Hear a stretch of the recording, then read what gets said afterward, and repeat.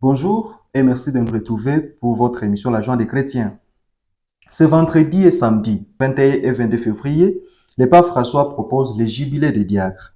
En même temps, comme il a été dit la semaine passée, il propose à ce mois de février de prier pour les vocations religieuses et sacerdotales.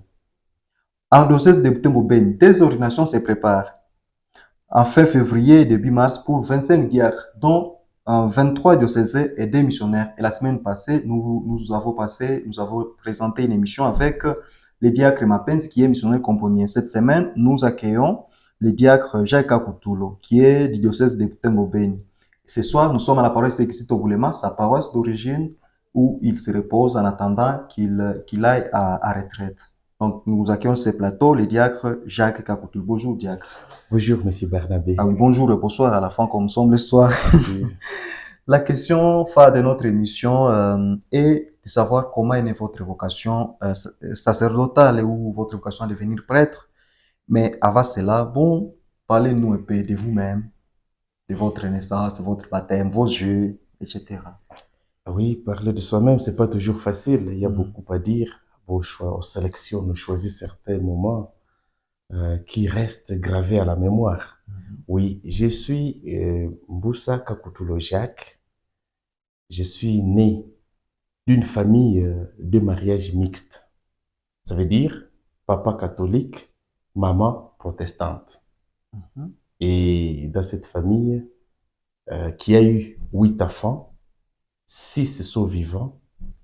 Et je suis le sixième. Ça veut dire sixième, après moi, il y a eu deux, bien sûr. Alors, je suis Mboussa Kakutulo Jacques. Je suis né le 5 février 1991 à l'hôpital général de référence de Katoa, c'est à Butembo.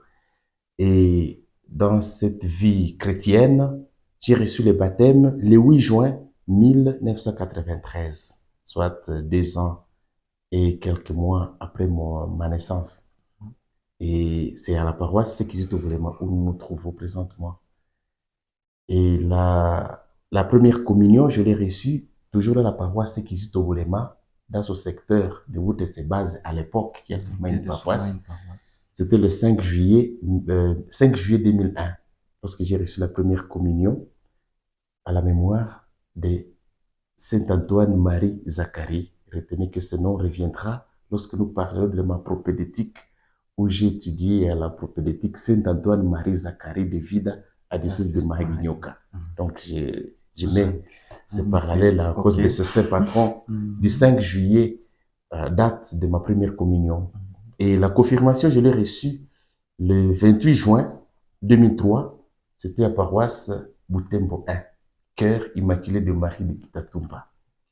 Donc, c'est cela ma vie chrétienne. Et parce que je parle de sacrement, par le directement du diaconat que j'ai reçu le 2 août 2024. Voilà.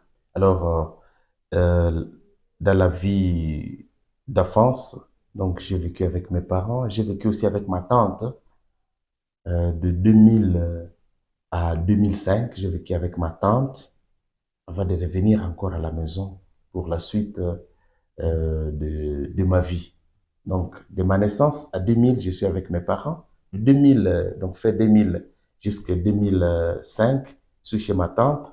Et fait 2005, je reviens à la maison, ma famille, avec euh, mes parents, mes frères. Voilà. Et quelques amitiés d'enfance en fait, quelques amitiés d'enfance qui vous ont marqué.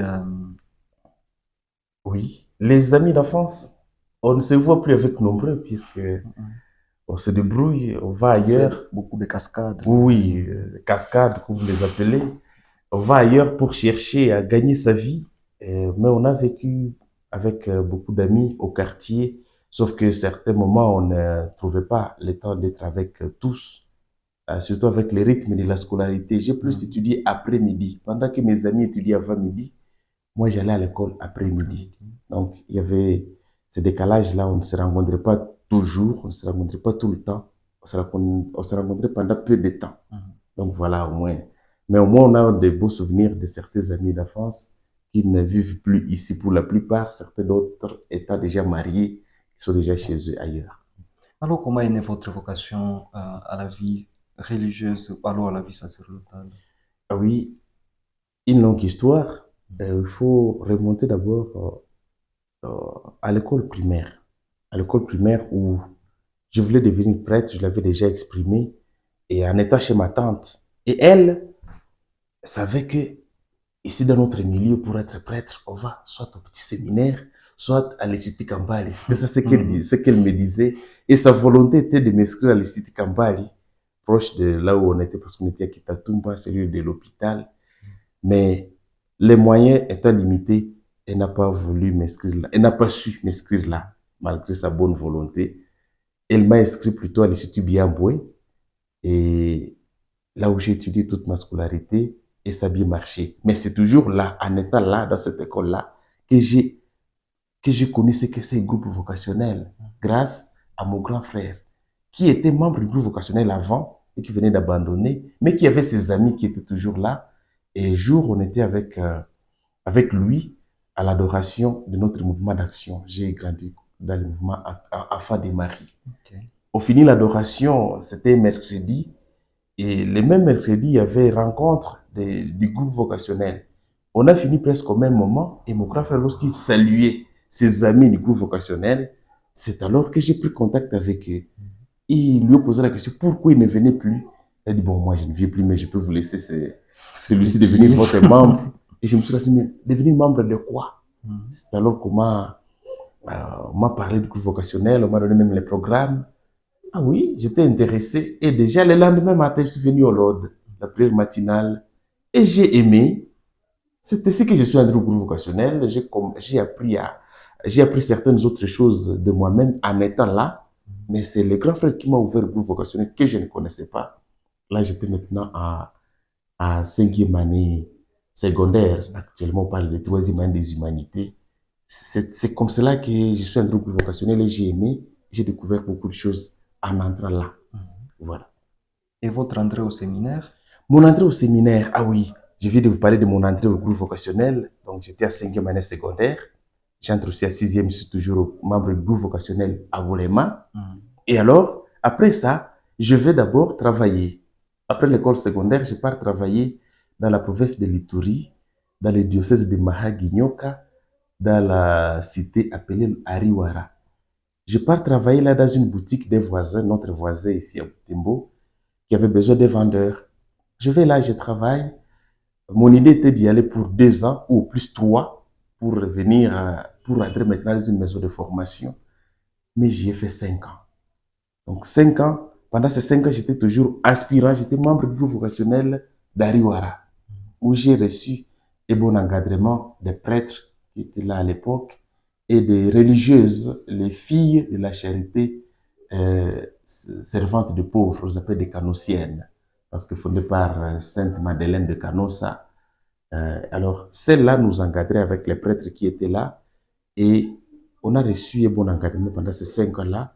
Et avant d'aller à Ariwara, donc en étant ici à Butembo, j'étais d'abord aspirant des Augustes de l'Assomption. J'aimais cette congrégation. Dès que j'entrais au groupe vocationnel, j'aimais cette congrégation à cause de l'affluence des aspirants qui étaient là et j'allais à certaines rencontres de cette congrégation.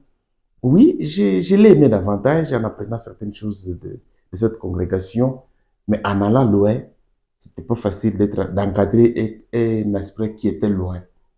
Ariwara, ce n'est pas moins que 650 km de Butembo.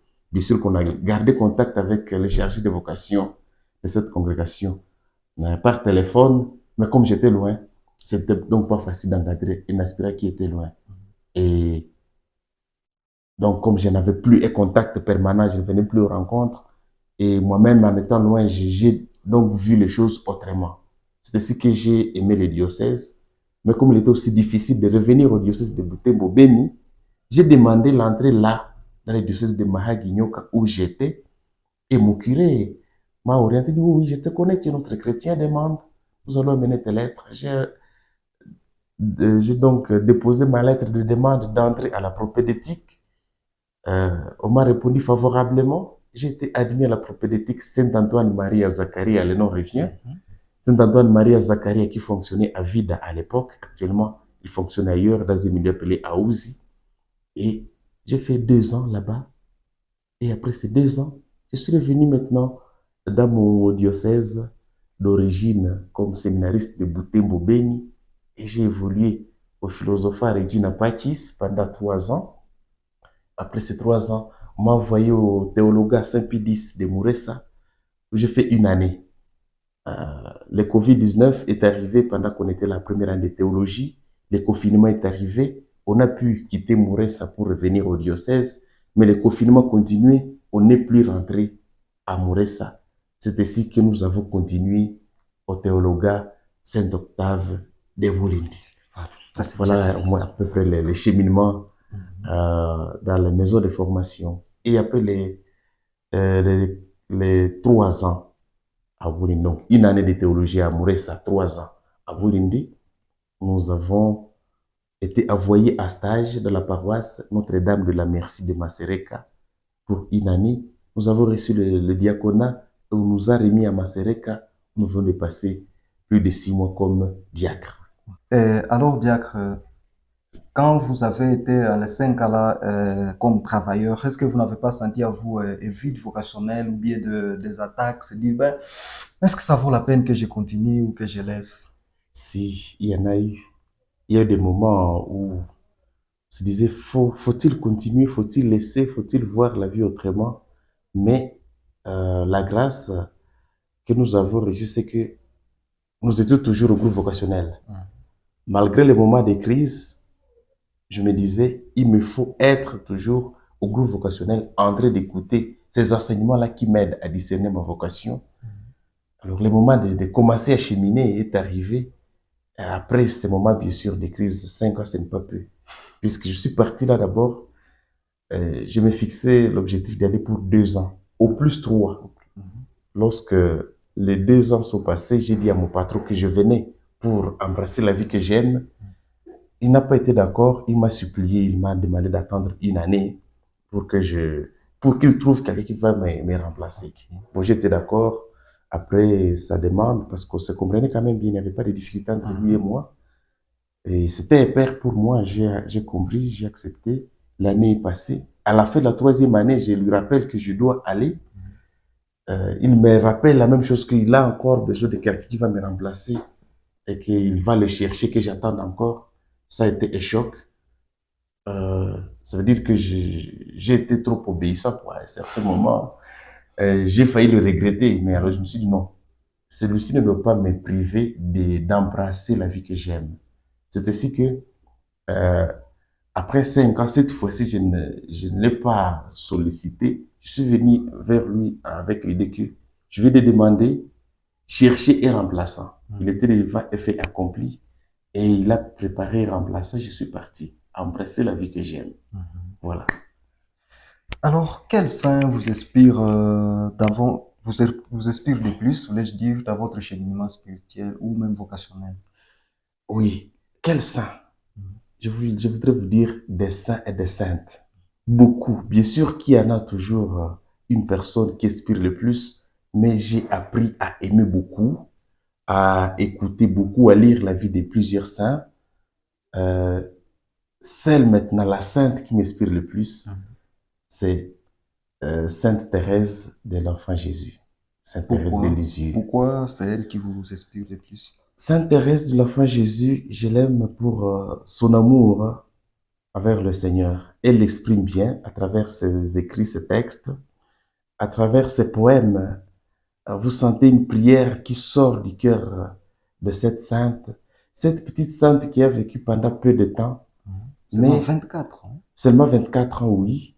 Mais lorsque vous lisez ce qu'elle a pu manifester dans ces peu de temps, ces quelques années, vous trouvez que c'est merveilleux. C'est quelqu'un, donc une personne qui s'est sentie vraiment aimée par le Seigneur et qui a beaucoup aimé le Seigneur. Et ça, c'est très intéressant, c'est un beau témoignage.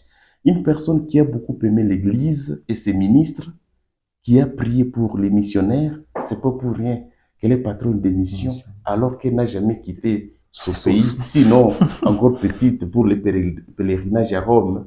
Oui, Mais comme religieuse, elle n'a pas quitté son pays, la France, mais elle est patronne de mission, puisqu'elle a beaucoup aimé Dieu, elle a beaucoup aimé son Église, elle a beaucoup aimé les ministres de l'Église et elle a beaucoup prié pour les ministres. Alors je me dis, en m'engageant comme ministre, cette personne qui a beaucoup prié pour les ministres et qui prie encore pour les ministres, là aussi où elle est auprès du Seigneur qu'elle a servi, je me dis, c'est formidable d'être éclairé, d'être aimé et d'apprendre à aimer comme elle. Voilà donc, mais je voudrais à ce moment précis, dans notre histoire de notre pays, la République démocratique du Congo, attirer l'attention de tous les jeunes sur notre prochain bienheureux, Floribert Boanachoui Bin Kosito. C'est une personne que nous devons apprendre à aimer.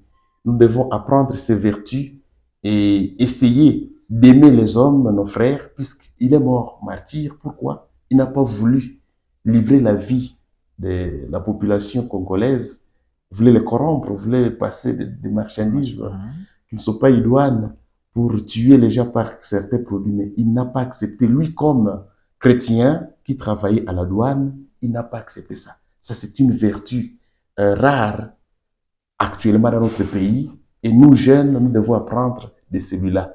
Essayons d'approfondir sa vie, de l'apprendre davantage et demander à Floribert Boanachoui de prier pour notre pays. En tout cas, c'est quelqu'un que nous devons aimer, nous devons imiter. Les saints sont des modèles sur notre route. Donc, apprenons de Floribert Boanachoui Bin Kosito à aimer notre pays, à aimer les hommes créés à l'image et à la ressemblance de Dieu, à servir ces hommes-là à toute dignité, à ne pas trahir l'homme, puisque lorsqu'on trahit l'homme, on trahit Dieu lui-même. Voilà, merci beaucoup. Alors, en évoquant ces grands saints, vous voyez, il a traversé, c'est-à-dire des moments difficiles dans sa vie, surtout lorsque, ben voilà, ils font faire passer disons, ces aliments, et lui, il sait que, non, ça va tuer mes frères et sœurs. Oui. Ça me fait penser à vous poser une question. Vous avez été au séminaire, vous avez aussi des moments difficiles. Des moments difficiles. Des moments difficiles. Oui. Comment vous les avez surmontés? Non, commençons d'abord par les bons moments. Parlez-nous quand même d'abord des bons moments. Comme lui aussi parlait d'abord des bons moments et de sa vie comme chrétien, oui. comme humain. Intéressant. En fait, la vie elle-même que Dieu nous donne, c'est une occasion d'action de grâce. Oui, donc savourer déjà la vie, accepter de la recevoir de notre Créateur, c'est un motif d'action de grâce. Être chrétien l'est davantage, c'est un motif d'action de grâce. Et encore, du moment que je vous montre les 7 ans passés au groupe vocationnel, à aspirer à entrer dans la vie religieuse, aspirer à servir le Seigneur comme prêtre, c'est quelque chose, donc lorsque j'étais admis au séminaire, c'était un grand motif d'action de grâce. Je croyais que je devenais prêtre le lendemain. Bien sûr. Même si à l'évoluer, je vous dis, au moment où j'ai commencé la prophétique, je croyais devenir prêtre le lendemain. C'était un motif d'action de grâce terrible. Après ces 7 ans de longue attente. Et alors, bien sûr, à évoluer, je sentais qu'il y avait encore un long chemin à parcourir. Et je l'ai parcouru avec patience, étape par étape, avec beaucoup d'amour pour le Seigneur. Et les difficultés, on sait même du parcours, il y en a eu bien sûr. Ah oui, j'allais oublier certains moments parmi les joies. La joie de la rencontre. La joie de la rencontre dans les maisons de formation, c'est se sentir membre d'une vaste famille. Bien sûr, l'Église, c'est cette famille de Dieu où on sent la joie de rencontrer l'autre qui est votre frère, qui vient d'ailleurs, qui vient de loin. Que vous ne connaissez pas. Que vous ne connaissez pas au départ, mais au moment où vous vous rencontrez au séminaire, le premier moment, vous ne vous connaissez pas, vous apprenez à vous connaître, à vous aimer, et petit à petit, vous cheminez pendant longtemps, vous apprenez à devenir vraiment des frères, à vous servir déjà, vous apprenez déjà à servir l'Église à travers les frères que le Seigneur vous a donnés dans votre cheminement. Donc, gardez de beaux souvenirs des frères que nous avons rencontrés à Vida, des confrères propédètes à l'époque, et ceux qui étaient petits séminaristes, des souvenirs des confrères que nous avons rencontrés à Bohira, ceux qui venaient de beaucoup de diocèses, de notre province ecclésiastique de Bukavu, de la province ecclésiastique de Kisangani, des confrères rencontrés à Mouressa. Là, c'était uniquement ceux qui viennent de diocèses de la province ecclésiastique de de Bukavu. Et on revient à Bolindi, on rencontre encore beaucoup d'autres confrères qui viennent encore des provinces ecclésiastiques. Et on garde de beaux contacts. On est resté des frères, on s'appelle, on est très content d'avoir rencontré ces frères par la grâce de Dieu. Donc c'est un moment de joie. Alors parmi les moments de difficulté, c'est que les difficultés sont surtout au moment des changements.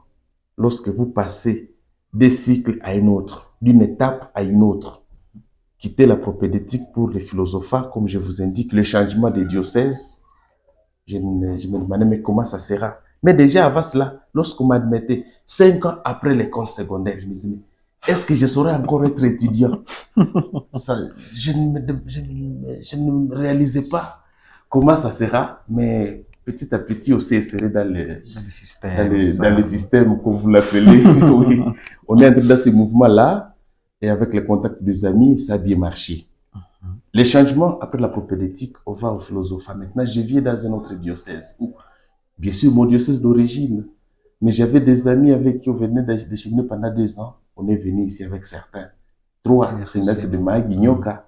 Sont venus ici, on a évolué avec eux à Bouhira pendant 3 ans.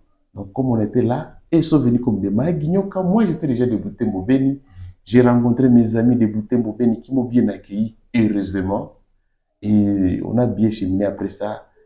Ça marche bien. Le changement encore, au moment de commencer la théologie, vous allez amourer ça. Je ne m'attendais pas à amourer ça. Oui, ça arrive. Je me dis, mais comment sera amourer ça? J'y vais. Je passe l'expérience d'une année. Et heureusement, à la fin de l'année, ça marchait déjà bien. Mais après ça, il y a un confinement, vous allez à Burundi. C'est notre changement. Donc, on se pose encore la question, mais comment ça sera? Oui, c'est surtout ça. Le moment de s'adapter, c'est serré, s'adapter dans la nouvelle maison, avec de nouveaux amis, avec un nouveau parcours. C'est surtout là qu'il y avait il y avait certaines difficultés. Mais en général, le parcours a bien marché. Il n'y a pas eu beaucoup de difficultés. Ça a bien marché. Oui. Alors dites-nous, quelle est votre plus grande joie comme diacre? Bien que bientôt vous êtes prêtre, bientôt vous ne serez plus diacre, mais comme diacre, pendant les 6 mois de diacomat, quelle est votre plus grande joie? Oui. La joie, c'est d'accéder à ce à quoi on a aspiré pendant longtemps. Bien que dans cette vie, on n'est jamais arrivé. Oui, ça c'est clair. Il y a toujours un nouveau départ. Vous accédez à une étape, vous croyez arriver, mais c'est un nouveau départ, un nouveau commencement. Donc c'est ce courage-là de commencer qu'il faut avoir. Mais il y a beaucoup de joie dans ce moment de diacre. Comme diacre, j'ai eu la joie de célébrer les sacrements. C'est quelque chose, on les célèbre, mais vous sentez que c'est plus fort que vous. C'est intéressant. Donc, les premières joies comme diacre, et ordonné diacre le 2 août, à ce même mois d'août 2024, il y a mon oncle paternel qui célèbre son jubilé de 25 ans de mariage. C'était une grande joie de la compagnie de venir à la messe, c'était à la cathédrale, où au moment de bénir, il faut imposer les mains sur son père, son oncle paternel. Ça, c'est formidable. C'est quelque chose qui m'a touché énormément. Et voyant la joie partagée à famille avec cet événement, c'était intéressant. Bien sûr, d'autres sacrements aussi célébrés dans la paroisse où je suis de Masereka, des sacrements de mariage, donc bénir les couples qui viennent se marier, les baptêmes des enfants, les bénédictions, ces sacramentaux, bénédiction des maisons, des personnes, des objets, de tout autre objet. C'est intéressant de se sentir ministre de ces personnes-là qui ont besoin de rencontrer le Seigneur et qui, pour les rencontrer, viennent vers vous. Donc, servir de pont, être ce pontife entre Dieu et son peuple, entre le peuple de Dieu et Dieu lui-même, c'est quelque chose qui me donne beaucoup de joie. Et je voudrais vraiment continuer d'exercer le ministère avec cette joie-là, de se sentir aimé du Seigneur et aimé de son peuple, aider son peuple à l'aimer davantage et bien sûr l'aimer davantage en écoutant sa parole.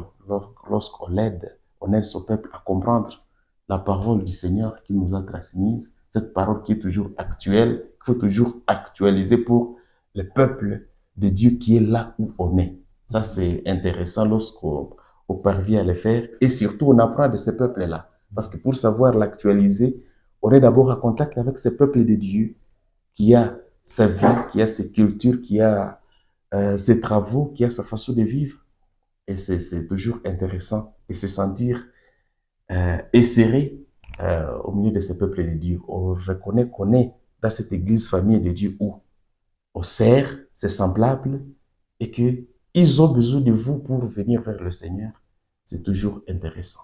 Il y a quelques matins, vous devenez prêtre de Dieu pour les peuples. Oui. C'est quoi les mots d'ordre de votre ordination sacerdotale? Le mot d'ordre. Je voudrais placer ce ministère dans la bénédiction. Oui. Partir de la première lettre de ces Pierre apôtre, le 3e chapitre, le 9e verset B, qui dit « Bénissez, car c'est à cela que vous avez été appelés pour hériter la bénédiction. » Ça veut dire accepter d'être béni par le Seigneur et accepter que le Seigneur bénisse son peuple à travers nous, humbles serviteurs du Seigneur. C'est cela, je voudrais que ce soit cela. Et la bénédiction, dans tous les sens du mot, donc, comme dire du bien, bénédicere, donc dire du bien envers le Seigneur auprès de son peuple, dire du bien de ce peuple-là vers le Seigneur, et aussi la bénédiction a toujours été réciproque. Ça veut dire que nous avons besoin de recevoir cette bénédiction aussi de ce peuple. Donc nous bénissons le Seigneur, donc le Seigneur nous bénit, nous le bénissons. Et à travers nous, il bénit son peuple, et nous voulons aussi recevoir la bénédiction du Seigneur à travers ce peuple chez qui il nous envoie. Ce sera toujours intéressant de se sentir dans ces mouvements de bénédiction qui nous vient du Seigneur et qui nous atteint tous. Bénir est votre mot d'ordre. Oui. Bénir serait le quotidien et du diacre, et du prêtre, et du chrétien. Oui, c'est ça. Donc, Dieu nous bénit pour que nous puissions bénir tous, comme nous l'avons dit dans le verset de ces Pierre. Bénissez car par vocation, vous avez été appelés à bénir pour hériter la bénédiction. C'est cela. Donc, nous n'avons pas besoin d'hériter beaucoup de choses, nous avons besoin d'hériter la bénédiction du Seigneur. Mais alors, cette bénédiction, comment la comprendre? Faudra-t-il la prêcher comme un fanfaron ou on va bénir comme dans un rêve béni? Non, il faudra toujours être attentif au Seigneur. C'est lui qui bénit. Donc, ce n'est pas comme si on s'arrêtait au niveau des souhaits. On souhaite que les gens soient bénis, alors on dit, nous vous bénissons, nous promettons ceci. Non, ce n'est pas notre promesse. Nous avons besoin de la bénédiction du Seigneur sur nous et sur le peuple de Dieu que nous allons servir. Ça veut dire rester attentif au Seigneur, rester attentif à cette méditation de la parole qui nous fait beaucoup de bien. Oui. Après vous, il y aura d'autres diacres. Oui. Avant vous, il y a eu d'autres diacres. Oui. Qu'est-ce que vous recommandez aux diacres qui viendront après vous? Ah, intéressant. Merci de penser à nos futurs diacres. Nous sommes à l'année de l'espérance. Ce jubilé de l'espérance. Donc, nous sommes tous pèlerins de l'espérance. Je voudrais qu'ils gardent espérance d'accéder à ces ministères et en y accédant qu'ils servent bien, qu'ils soient attentifs à ce qui est attendu des diacres. Oui, il y a beaucoup de choses à faire dans la vie des diacres et où il faut être attentif, où il faut être souple, où il faut continuer d'aimer le Seigneur pour bien le servir. Donc, je crois que c'est un beau thème pour pour cette année jubilaire 2025, pèlerin d'espérance qui ne perdent jamais espérance. Ce serait un péché grave, qu'ils tiennent bon, qu'ils exercent bien les ministères qu'ils ont déjà, comme acolytes, comme lecteurs, et d'autres qui viennent même après cela, qu'ils continuent d'espérer et d'aimer davantage le Seigneur. C'est cela. Nous sommes presque vers la fin de notre émission. Mais que voulez-vous ou que voudriez-vous qu'on vous souhaite comme prêtre? Comme prêtre, comme je l'ai dit, je voudrais qu'on me souhaite la joie de servir le Seigneur. Donc, on me souhaite de servir dans la joie. Qu'on me souhaite la paix du cœur, la paix avec mes collaborateurs, la paix dans notre pays. Je voudrais quand même que nous puissions avoir une pensée pieuse pour toutes ces victimes de la méchanceté des hommes dans notre pays. Et il y a la guerre un peu partout, mais nous devons travailler pour qu'il y ait la paix, non seulement le souhaiter, mais travailler pour qu'il y ait la paix ensemble. Travailler pour que toutes ces personnes qui souffrent puissent avoir la joie de vivre, que toutes ces personnes puissent se sentir encore aimées du Seigneur. Donc c'est un travail qui demande la synergie de tous. On ne voudra pas toujours souhaiter des choses qui n'arriveront pas. Nous devons souhaiter et travailler pour que ce que nous souhaitons puisse advenir et que nous puissions bien vivre dans notre pays. Donc, comme prêtre, je voudrais travailler dans la joie. Je voudrais aussi qu'on me souhaite la joie, qu'on crée la joie là où on travaille, qu'on crée la joie du peuple de Dieu parce que le Seigneur ne nous a pas créés pour souffrir. Non. Il a créé son peuple pour la joie. Et c'est cela qui nous appelle la joie éternelle. Donc nous devons y aspirer et dire créer le royaume ici. Je veux dire, euh, comme la spiritualité des assomptionnistes dit, adveniat regnum tuum, que ton règne vienne. Donc travailler pour l'avènement du règne de Dieu ici. Nous devons quand même travailler ensemble pour que le règne vienne et qu'on sente qu'on ait l'avant-goût de ce royaume ici, sur terre, par le travail des enfants de Dieu. Tous ceux qui sèment la terreur, pour la plupart, sont des personnes qui ont des prénoms chrétiens. Ça veut dire des personnes baptisées qui portent le nom des saints, mais qui ne les honorent pas puisqu'ils agissent mal. Ils vont à l'encontre du commandement de Dieu, le commandement de l'amour. Et c'est dommage. Il faudra qu'on parvienne à revenir à sa conscience, à la former, à travailler pour un monde merveilleux, un monde de compréhension, de collaboration, de compassion. Oui. Ah oui, merci beaucoup, Diacre. Merci beaucoup, cher C'est la Barnabé. paix à devenir demain. Merci Dans beaucoup. quelques années, dans quelques matins, voulais-je dire. Dans quelques matins, Dans quelques matins. nous l'attendons avec beaucoup d'espérance. Oui. Avant de nous séparer, priez avec nous et avec les téléspectateurs une prière de votre choix. Merci. Au nom du Père et du Fils et du Saint-Esprit. Amen. Amen. Nous te rendons grâce, Seigneur, notre Dieu, pour ce moment de partage. Merci pour cette émission où nous avons partagé sur notre vocation. Nous te supplions de la raffermir, de nous aider à marcher toujours dans ta lumière, à te servir mieux. Et toutes ces personnes qui cherchent encore la voie sur laquelle tu les appelles, nous te supplions de veiller sur elles, de les éclairer, de les aider à trouver la vraie voie pour qu'ils te servent mieux avec joie et paix. Par Jésus le Christ, notre Seigneur. Amen. Que le Seigneur nous bénisse, qu'il nous garde de tout mal et nous conduise à la vie éternelle. Amen. Merci beaucoup, Diacre. Merci beaucoup, cher Barnabé, et à tous nos téléspectateurs qui ont pris ce temps d'écouter ces témoignages, ces moments de partage, surtout tous ceux qui vont partager notre joie d'accéder à l'ordre sacré du presbytérat et qui vont nous aider à servir le Seigneur de mieux en mieux. Ah oui, merci beaucoup. Merci beaucoup. Merci beaucoup, chers téléspectateurs, de nous avoir suivis. Nous vous souhaitons une bonne semaine et bientôt nous commençons le tas de carême. Bon tas de carême déjà. Nous allons bientôt vous donner des émissions concernant les carèmes pour vous préparer à Pâques. Au revoir et paix et joie.